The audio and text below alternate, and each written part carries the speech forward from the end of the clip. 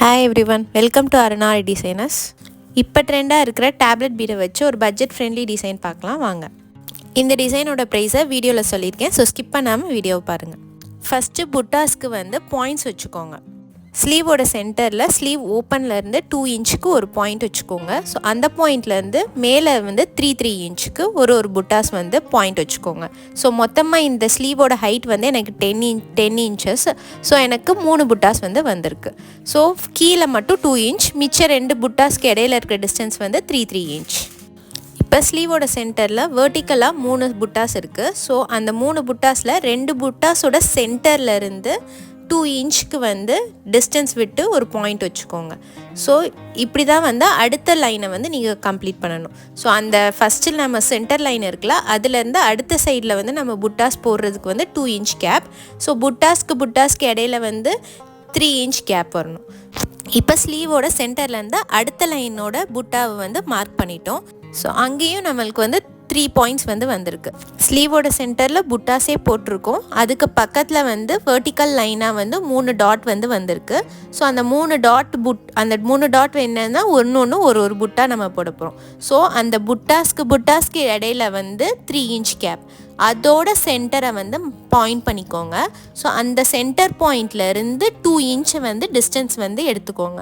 So நான் இப்போ காமிக்கிற மாதிரி 2 இன்ச் டிஸ்டன்ஸ் அங்கே வந்து அடுத்த புட்டா வந்து வரணும். ஸோ இந்த ஃபஸ்ட்டு போட்டிருக்க லைனோட சென்டர் பாயிண்டில் இருந்து 2 இன்ச் வந்து நீங்கள் மார்க் பண்ணி அங்கே அடுத்த லைன் புட்டா வந்து உங்களுக்கு இருக்கணும். ஸோ ஒரு லைனுக்கும் இருக்கிற டிஸ்டன்ஸ் வந்து 2 இன்ச். அந்த லைனுக்குள்ளே இருக்கிற புட்டாஸ்க்கு இருக்கிற கேப் வந்து 3 இன்ச். ஸோ இந்த மாதிரி மார்க் பண்ணிவிட்டு உங்களோட புட்டா வந்து போட ஸ்டார்ட் பண்ணுங்கள். அப்போ தான் நீட் ஃபினிஷிங்காக இருக்கும். இப்போ அந்த டேப்லெட் பீட் புட்டா வந்து எப்படி போடலான்னு சொல்லிட்டு பார்ப்போம். ஸோ இப்போ நம்ம மார்க் பண்ணியிருக்க பாயிண்ட்டோட சென்டரில் வந்து நம்ம டேப்லெட் பீட் வர மாதிரி பார்த்துக்கோங்க. ஸோ அந்த நம்ம பாயிண்ட் வச்சுருக்கோம்ல, அதுக்கு கொஞ்சம் கீழே வந்து உங்களோட த்ரெட்டை எடுத்துகிட்டு அதுக்கப்புறம் அதில் டேப்லெட் பீட் லோட் பண்ணுங்கள். ஸோ அந்த நம்ம வச்ச பாயிண்ட்டோட சென்டரும் டேப்லெட் பீடோட சென்டரும் கரெக்டாக இருக்கிற மாதிரி பார்த்துக்கோங்க. அப்போ தான் உங்களுக்கு வந்து நீட்டாக இருக்கும் பார்க்குறதுக்கு. ஸோ டேப்லெட் பீடை லோட் பண்ணிவிட்டு எண்ணாட் போட்டுக்கோங்க. சுற்றி வந்து ஸ்டோன் செயினை வந்து ஜஸ்ட் ஃபேப்ரிக் க்ளூ வச்சு ஒட்டிக்கலாம். நான் இங்கே வந்து B7000 வந்து யூஸ் பண்ணியிருக்கேன்.